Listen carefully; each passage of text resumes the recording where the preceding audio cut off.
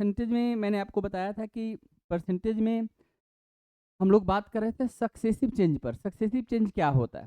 Successive change का मतलब होता है अगर हमने एक चेंज किया है तो उस चेंज के बाद अगर हम दूसरा चेंज करते हैं तो उसको हम सक्सेसिव चेंज या क्रमिक परिवर्तन कहते हैं। जैसे एक वस्तु है जिसकी कीमत मान लेते हैं कि 100 रुपये है और उसमें 10% इंक्रीज करने के बाद और हमने फिर से उसमें जो है और कोई चेंज अगर हम करना चाहते हैं, एक चेंज करने के बाद अगर हम दूसरा उसमें चेंज करना चाहते हैं, इस तरह के चेंज को हम सक्सेसिव चेंज कहते हैं। अगर हम किसी चीज़ को इंक्रीज करते हैं तो अगर हम 100 में 10%, 100 का 10% 10 ही होगा। अगर 100 में हम इसका 10% बढ़ाएंगे तो वह वैल्यू 110 पे चली जाएगी और अगर 100 में से इसका 10% हम कम करेंगे तो यह वैल्यू 90 पे चली जाएगी। इससे हम देख सकते हैं कि जहाँ चेंज शब्द आता है वो दो चीज़ों के लिए आता है, एक आता है इंक्रीज के लिए और दूसरा आता है डिक्रीज के लिए। तो जब भी हम एक चेंज करेंगे तो वो तो सिंगल चेंज है, लेकिन जब हम एक से अधिक चेंज करेंगे वह चेंज का मतलब होता है बढ़ा भी सकते हैं। और जैसे अगर 20% अगर हम चेंज करने की बात करते हैं तो 120 हो जाएगा और अगर 20% डिक्रीज करने की बात करेंगे तो 80 हो जाएगा। ये तो सिंगल चेंज है। लेकिन अगर हम किसी क्वेश्चन में एक से अधिक चेंज करते हैं, जैसे मान लीजिए कि हम कहते हैं कि हमारे पास एक चीज़ है जिसकी कीमत 100 है और इसमें हम इंक्रीज करने की बात करते हैं और पहले हमने इसमें 10% बढ़ाया है और फिर इसमें दोबारा से हमने, आप देखिए कि 20% बढ़ाया है। तो अगर 100 का 10% लिया जाएगा तो 100 का 10% 10 होगा और 110 का अगर हम 20% लेते हैं तो इसकी वैल्यू जो है आप देखेंगे कि अगर इसका 110 का 20%, 110 ऑफ 20% यानी 110 का अगर हम 20% लेंगे तो 110 इंटू 20/100 और इसकी वैल्यू कितनी आ जाएगी? इसकी वैल्यू आ जाएगी 22। तो अगर हम 110 में 22 जोड़ते हैं तो इसकी वैल्यू 132 पहुंच जाती है। इस तरह से हम देखते हैं कि 100 की जो चीज़ होती है वह कितने पे पहुंची? 132 पे। जबकि चेंज हमने क्या किया? 10% और 20%। यह इसलिए हो पाया क्योंकि जो अगला चेंज होता है वह इंक्रीज वाली वैल्यू पर होने लगता है। इस तरह के चेंजेस को हम बोलते हैं सक्सेसिव चेंज या इसको बोलते हैं क्रमिक परिवर्तन। और इसको अगर हम एक चेंज में देखें तो हम कहेंगे हमारी इनिशियल वैल्यू 100 थी और फाइनल वैल्यू 132 थी, यानी 100 की चीज़ 132 पे पहुंच गई, यानी इसमें जो चेंजेज हुआ वह 32% का चेंज हुआ। इतनी बात तो आपको समझ में आ रही होगी। ठीक है, इस बात को समझने के लिए हमने यहाँ पर क्वेश्चन लिखा। क्वेश्चन कैसे बनता है और हमने कहा कि find the single change of 10% and 20%। Find the single change of 10% and 20%। या हम इसको ऐसे बोल सकते हैं कि 10% और 20% की दो वृद्धि की गई, उसका सिंगल चेंज यानी क्रमिक परिवर्तन किया गया, उसका एकल परिवर्तन या समतुल्य परिवर्तन क्या होगा। तो आपने देखा कि इसका जो चेंजेज आ रहा है वह 32% आ रहा है। लेकिन हम एक चीज़ समझने वाले हैं कि जब हम किसी चीज़ को चेंज करते हैं, चेंज हमेशा बारी बारी होता है। एक चेंज किया फिर दूसरा चेंज किया और इसको करने के लिए हमारे पास एक से अधिक तरीके हैं जिससे हम एक चेंज मतलब कई चेंजों को हम एक सिंगल चेंज में बदल सकते हैं। जो कई सारे चेंज होते हैं उनको हम बोलते हैं सक्सेसिव चेंज यानी क्रमिक परिवर्तन। अब जैसे यहाँ पर हमारे पास 20% है और 30% है, तो हम अब बेसिक तरीके से ना करके हम एक फार्मूले की मदद लेंगे और फार्मूला कहता है कि अगर आपका पहला चेंज, आप ध्यान दीजिएगा, अगर आपका पहला चेंज x% है और दूसरा चेंज y% है तो इस आधार पर जो आपका चेंजेज होगा वह changes x plus Y plus X Y upon 100 होगा। इसका ये मतलब हुआ कि अगर मैं 10% और 20% का चेंज करता हूँ तो इस आधार पर जो मेरा सिंगल चेंज आएगा वह 10 प्लस 10 इंटू 20 अपान में 100 जिसकी वैल्यू 2% आएगी। और इस तरह से हम देख सकते हैं कि 32% का चेंज हुआ। यहाँ पर हमने फार्मूला का यूज किया। फार्मूला क्या कहता है? फार्मूला कहता है अगर आप किसी चीज़ को x% बढ़ाते हो और फिर y% बढ़ाते हो तो इस दौरान जो कुल चेंजेज होगा वह x plus Y plus X Y upon 100% का होगा। इसका मतलब अगर 10 और 20 के दो चेंजेज करते हैं तो इस फार्मूले की मदद से भी हम डायरेक्ट 32% निकाल सकते हैं। और इसी आधार पर हम इस पहले क्वेश्चन को भी देख सकते हैं कि अगर हमने 20 और 30% का चेंज किया तो हम बता सकते हैं कि यहाँ पर जो हमारा चेंजेज होगा वह 20% प्लस 30%। और इसकी वैल्यू आप यहाँ पर देख सकते हैं कि इसकी जो वैल्यू आएगी वह हमारे पास आ जाएगी 56%, क्योंकि 20 प्लस 30 इज इक्वल टू 50 और प्लस यहाँ पर 6% और हो जाएगा तो इसकी वैल्यू 56% आ जाएगी। अब आप बताइए 56% में आपको कोई प्रॉब्लम है? हाँ हाँ, यह रूल तभी अप्लाई करना है जब हम एक चीज़ को पहले बढ़ा लेते हैं और फिर हम नया चेंज पर दोबारा से बढ़ाने वाले होते हैं। इस तरह के सभी जगहों पर यह रूल काम करेगा। जैसे हम इस बात को समझने के लिए और कुछ एग्जाम्पल के माध्यम से समझने की कोशिश करेंगे। पहले हमने इस फार्मूले को देखना है, पहले इस फार्मूले को यूज करना सीख लेना है। जैसे अगर हम 10 और 30 कहेंगे तो डायरेक्ट हम बताएंगे कि 10 और 30 40 से इसकी वैल्यू ज़्यादा आएगी 3% और आंसर 43। इस फार्मूले पर पूरा अपनी मजबूत पकड़ बनानी है। x की वैल्यू 10, y की value 30, x into y 10 into 30 बटे में 100 और इसकी वैल्यू 3% आ जाएगा। इस तरह से हम यहाँ पर देखेंगे कि इसकी जो वैल्यू आती है वह 43% आती है। बताओ इस बात आपको समझ में आ रहा है कि नहीं आ रहा है? यहाँ एकदम क्लियर। तो इस तरह के हम बहुत सारे क्वेश्चन को देख सकते हैं। जैसे मैंने आपको पिछली क्लास में समझाया भी था कि अगर हम एरिया वाले क्वेश्चन में जाएं, एरिया वाला जहां भी क्वेश्चन दिखेगा वहां पे फार्मूला काम करता है। अब यह अगर हम बात करें रेक्टेंगल की, रेक्टेंगल में अपोजिट साइड इक्वल होता है, ईच एंगल 90 डिग्री होता है। अगर इसकी लेंथ को हम 10% बढ़ाएं और इसकी विड्थ यानी इसकी चौड़ाई को हम 30% बढ़ाएं तो हम देख सकते हैं कि इसके एरिया में 43% की वृद्धि होगी, जो कि यहाँ पर हम यहाँ पर देख सकते हैं। क्योंकि अभी हमने देखा था अगर 10% कोई चीज़ बढ़ाई जाती है और दूसरी चीज़ अगर 30% बढ़ाई जाए तो 10 और 30 का जवाब अभी आपने यहाँ पर देखा था, इसका जवाब 43 आता है। और इसी से जो है हम इस मेंसुरेशन के इस क्वेश्चन को यहाँ पर देख सकते हैं। इसी से हम इस क्वेश्चन को देख सकते हैं कि अगर हमने इसकी लंबाई को केवल 10% बढ़ाते तो एरिया 10% ही बढ़ता, चौड़ाई में केवल 30% की वृद्धि करते तो चौड़ाई केवल 30% बढ़ने से एरिया 30% बढ़ता। लेकिन लेंथ और ब्रेड्थ दोनों में अगर हम चेंजेस कर रहे हैं, इसका यह मतलब हुआ कि इसके एरिया में लेंथ से 10% और विड्थ से हमारे पास जो है 30%, लेकिन इन दोनों के बढ़ने से 10 का 30% यानी 3% और बढ़ जाएगा। 10 इंटू 30/100। इस तरह से हम देखेंगे कि ये फार्मूला हमारा काम करता है। यहाँ तक बात आप लोगों को समझ में आ रही होगी और इसमें कोई दिक्कत नहीं होना चाहिए। बताइए रेक्टेंगल में अगर मैं एक्स एक्सिस और वाई एक्सिस में चेंज करूंगा तो एरिया में आप लोग चेंज कर पाएंगे कि नहीं कर पाएंगे? कोई दिक्कत किसी बच्चे को? ठीक है, तो यहाँ तक बात अगर आपको समझ में आ गई तो अब इसी तरह से हम यहाँ पर देखेंगे और अच्छे से कि अगर केवल लेंथ में 10% बढ़ाया जाएगा तो एरिया 10% बढ़ेगा। अगर हम विड्थ में 30% बढ़ाएंगे तो केवल एरिया 30% बढ़ेगा। लेकिन जब लेंथ के अलावा विड्थ की बात दोनों को हम बढ़ाते हैं तो ये कॉर्नर यहाँ पे और अलग से बढ़ता हुआ दिखाई देगा। इसी को XY/100 कहते हैं और इसी की वैल्यू 3% आ रही थी। ये बढ़ा तो 10%, ये बढ़ा तो 30%, लेकिन दोनों के बढ़ने से 3% और बढ़ता है।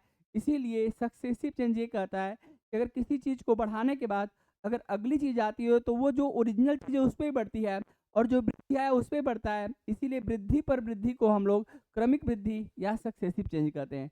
इस पूरे चैप्टर में अभी जो हम लोग पढ़ रहे हैं इसमें हम सिंगल चेंज पर बात करेंगे और हम जानेंगे कि सिंगल चेंज हम कैसे कैसे निकाल सकते हैं और क्वेश्चन के लेवल किस तरह से बदलते हैं और क्या क्या इसमें क्वेश्चन जो है बनता है, वो सब मैं आपको सिखाऊंगा। तो ये आपको समझ में आ गया होगा सभी लोगों को। मैं आगे दिखाता हूँ।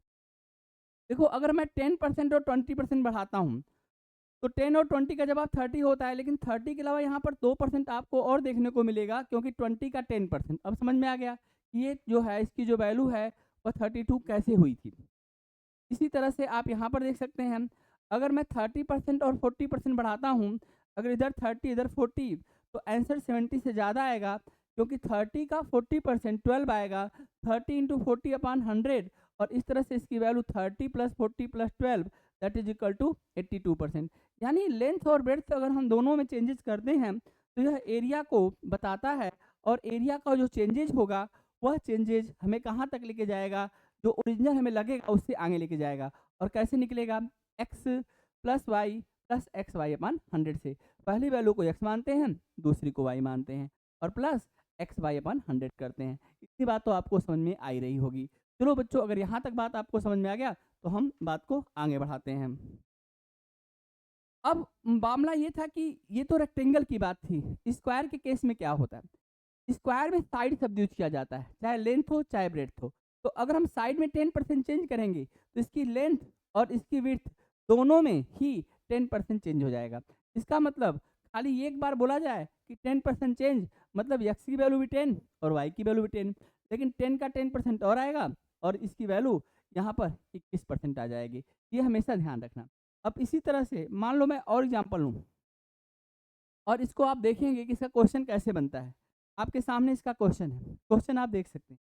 अगर हम स्क्वायर की साइड में 10% की वृद्धि करते हैं, वर्ग की भुजा में हम 10% बढ़ाते हैं, तो उसके क्षेत्रफल पे क्या प्रभाव पड़ेगा?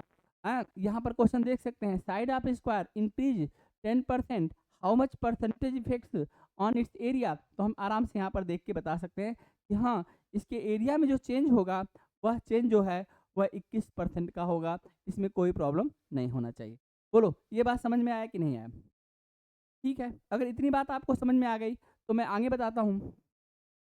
अगर मैं 20% की बात करूँ कि मैंने साइड को 20% बढ़ाया है, तो 20 प्लस 20, क्योंकि x की वैल्यू 20 और y की वैल्यू, लेकिन इन दोनों के बढ़ने से क्योंकि 2 बार चेंज हुआ तो 20 का 20% और, इसीलिए आप देखेंगे 20 इंटू 20 बटे में 100 और इसकी वैल्यू 44% आ गई। इस तरह के कुछ क्वेश्चन हमने यहाँ पर किए थे। कल 30% अगर बढ़ाएंगे तो 30 प्लस 30 प्लस 30 का 30%, तो 30 इंटू 30 अपॉन 100, जिसकी वैल्यू 9 आएगी। और इस तरह से जो पूरा चेंजेज हमारा बनेगा, एरिया में जो चेंज होगा साइड के चेंज करने से, अगर साइड में 30% चेंज हो रहा है स्क्वायर के केस में, वर्ग के केस में, तो उसके एरिया में 69% चेंज होगा। और ये वाइस वर्सा भी है। अगर कोई ये क्वेश्चन बन जाए कि एक वर्ग के क्षेत्रफल में 69% की वृद्धि हुई है, तो बताइए उसकी भुजा में कितने परसेंट का चेंज किया गया है? तो इसका जवाब 30% होगा। और ये केवल प्रैक्टिस से आप तुरंत बता पाएंगे। ठीक, इसके बाद हम लोगों ने सर्कल वाला केस देखा था। सर्कल में जो है हमें 3 चीज़ों पर ध्यान देना था, क्योंकि रेडियस में चेंजेज करने से इसके डायमीटर में, इसके सरकमफ्रेंस में और इसके एरिया में चेंज होता है। देखो, रेडियस सेंटर से सरकमफ्रेंस की दूरी होती है। सरकमफ्रेंस पूरा एक चक्कर होता है, जिसकी वैल्यू 2 पाई आर होती है। हिंदी में इसको परिधि बोलते हैं। लेकिन अगर इसी रेडियस का अगर हम डबल करें तो इसको हम लोग क्या बोलते हैं? इसी को हम लोग डायमीटर यानी व्यास बोलते हैं। अगर इसकी वैल्यू जो भी है, अगर इसका डबल कर दें, इसलिए इसका फार्मूला आर, तो यहाँ से यहाँ तक की दूरी 2r होती है, तो हम इसको डायमीटर बोलते हैं। और तीसरा इसमें चीज था एरिया। एरिया का फार्मूला होता है पाई आर स्क्वायर। तो एरिया क्या होता है? जो जगह हमने यहाँ पर घेरा है तो हम एरिया बोलते हैं। तो जो भी जगह जगह की बात होगी तो उसमें एक्स एक्सिस और वाई एक्सिस दोनों होता है, तभी हम जगह घेर पाएंगे। तो ध्यान रखना, अगर दूरी वाली कोई भी चीज है तो वो 1 डायमेंशन है। अगर हम रेडियस को 10% बढ़ाएंगे तो उसका रेडियस, उसका डायमीटर और उसका सरकमफ्रेंस, इनमें क्योंकि एक लाइन होती है, एक दूरी होती है, तो ये 10% ही बढ़ेंगे, लेकिन एरिया 21% बढ़ जाएगा, पिछले फार्मूले की तरह जैसे हम स्क्वायर में कर रहे थे। तो ये ध्यान रखना। अब इसमें मैंने आपको क्वेश्चन कराया था और यहाँ पर मैंने क्वेश्चन दिया है कि अगर रेडियस में हम 10% बढ़ाएंगे तो क्या होगा। तो आपको पता है इसका डायमीटर भी 10% बढ़ेगा, इसका सरकमफ्रेंस भी 10% बढ़ेगा, लेकिन इसके एरिया में आर पर 2 पावर है, पाई और कांस्टेंट वैल्यू जैसे कि 2, उससे कोई फर्क नहीं पड़ता। जैसे यहाँ पर देखो, डायमीटर का फार्मूला 2r है, लेकिन 2 का परसेंटेज में जो कांस्टेंट वैल्यू होती है वो कट जाती है, उसका कोई रोल नहीं होता है। तो पावर से मतलब होता है। तो r पर 1 पावर तो 10%, r पे 1 पावर तो 10%, r पे जो है 2 पावर तो 21%, 10 प्लस 10 प्लस 10 का 10%। तो ये सारे एग्जाम्पल मैंने आपको कल करा दिए थे, आज मैंने दोबारा से रिवाइज भी करा दिया ताकि आप लोगों को अच्छे समझ में आ जाए। इसके बाद आपने ये सारा देख लिया एग्जाम्पल और ये सब आपने कर लिया।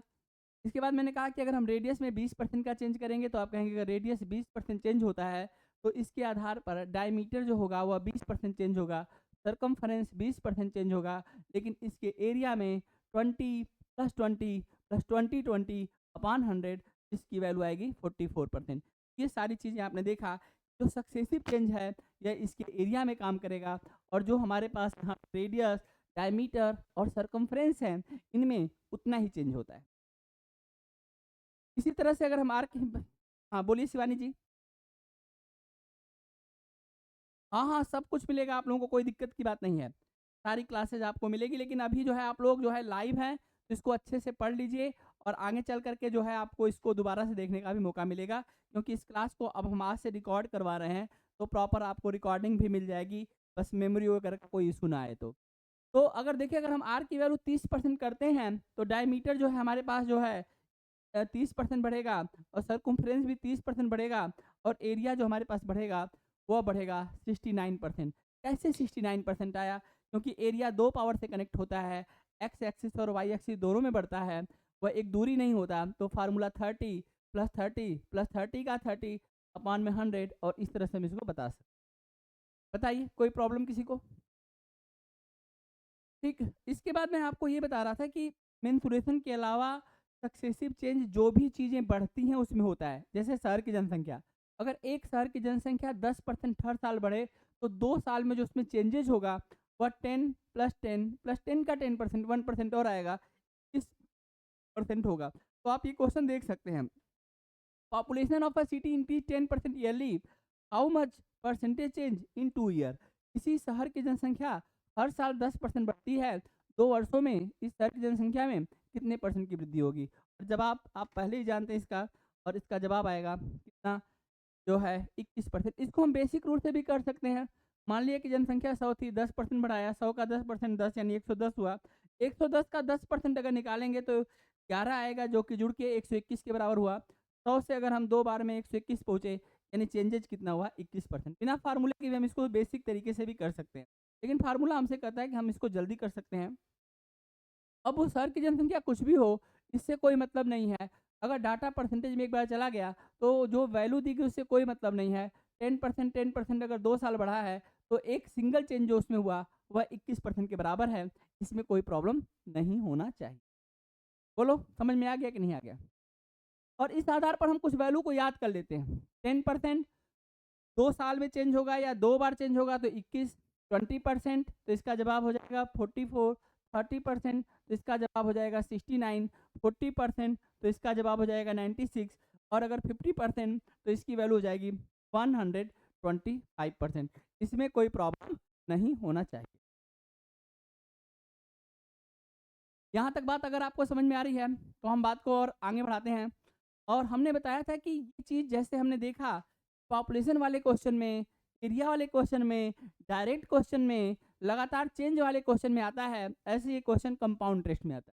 कंपाउंड इंटरेस्ट कहता है कि देखो पहले साल जो ब्याज आएगा हम आगे उस पर ब्याज लगा देंगे, ब्याज पर ब्याज लगा देंगे, यानी कंपाउंड इंटरेस्ट के टॉपिक को सक्सेसिव चेंज हैंडल कर सकता है। और देखो मजे की बात क्या है कि ज़्यादातर क्वेश्चन में रेट 10% तो 10% रहता है। तो अगर 2 साल के बाद हम देखेंगे तो 10 प्लस 10 और 10 का 10% 1% बढ़ जाएगा, यानी 21%। जबकि सिंपल इंटरेस्ट को क्या कहता है, सिंपल कहता है अगर पहले साल का 10 था और दूसरे साल का 10 था तो 2 साल में 20। तो यही 20% और 21% सिंपल और कंपाउंड में डिफरेंस पैदा कर दें।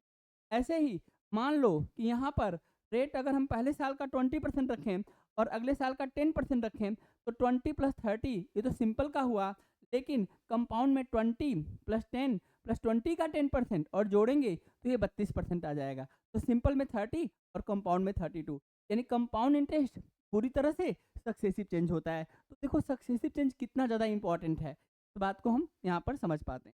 चलो बेटा, तो थी कल की बात, और अब होगी आगे बात। यहाँ तक आप लोगों को अच्छे से समझ में आ गया होगा, इसमें किसी बच्चे को कोई प्रॉब्लम नहीं होगी। बोलो से आगे बढ़ाया जाए, यहाँ तक सब कुछ सही है। तो कुछ पूछना है तो पूछ लो बेटा।